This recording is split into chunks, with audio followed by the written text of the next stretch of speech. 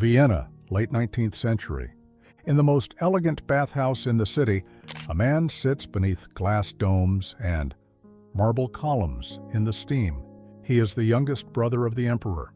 His name is Ludwig Victor. What happens on this day, half of Europe will know a few weeks later. A slap in the face, in front of witnesses. The Archduke flees. Soon after, he will be sent away from Vienna, and he will never return. He is the brother of an emperor, but no one speaks of him. He does not marry, he does not rule, he does not fight, and yet he collects, he celebrates, he observes, he gossips, and in the end he sits in a Baroque palace near Salzburg, behind barred windows, forgotten by an empire that is itself disappearing. This is not the story of a scandal. This is the story of a man who never quite fit in, and everyone knew it from the very beginning. Ludwig Victor is born on the 15th of May, 1842 in the Vienna Hofburg. There are already 3 sons before him, the future Emperor Franz Joseph, the future Mexican Emperor Maximilian, and Karl Ludwig. 2 years before his birth, his mother, Archduchess Sophie, has lost her only daughter. Antje, 4 years old, dead from an epileptic seizure. Sophie hopes for a girl. It is a boy. And yet he becomes his mother's favorite at once. He does not grow up at boarding school, nor in the riding ring, nor on military exercises. He grows up among ladies-in-waiting in his mother's salon at her writing desk. She dresses him up for tableaux vivants, living pictures, a courtly parlor game. His mother finds it charming. His brothers laugh. The pet names tell us a great deal. Hetzi as an infant, Bubi as a child later, Luziwuzi. He is the only Habsburg whose pet name follows him into public, to the end of his life. His sharp tongue is noticed early. One contemporary will later call it as sharp as a viper's. As a boy, it amuses his mother's ladies-in-waiting.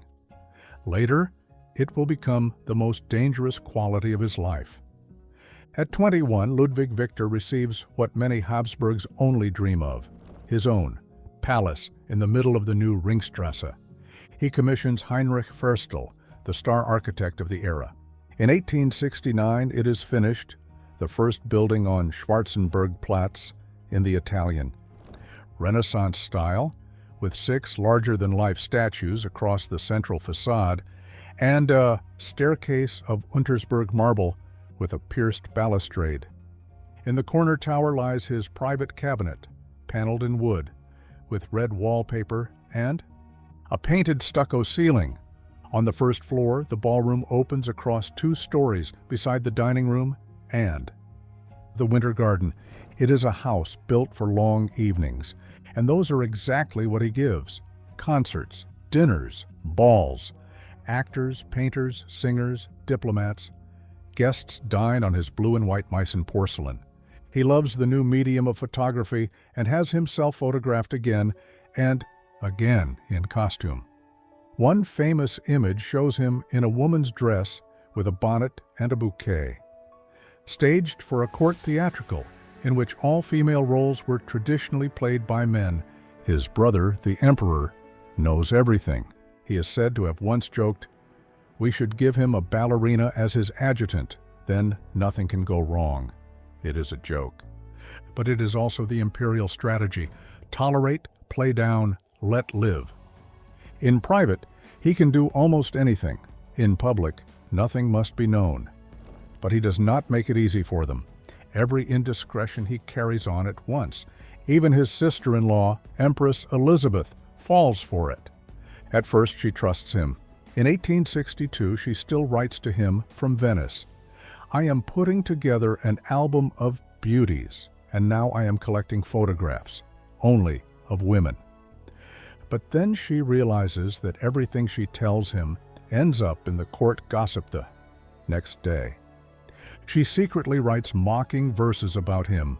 "In dem kränklich schlaffen Leib herrscht ein Effischwesen. Lügen ist stets. Zeitvertreib Schrägstrich ihm und Pflicht gewesen." Roughly, in that sickly, slack body lives an apish creature for whom lying has always been both pastime and duty. This is how the most famous woman in his family sees him. And yet, when his brother Karl Ludwig lies dying in 1896, Ludwig Victor does not leave his bedside. He is not only spiteful, he is also loyal, both at once. His palace has everything except a swimming pool.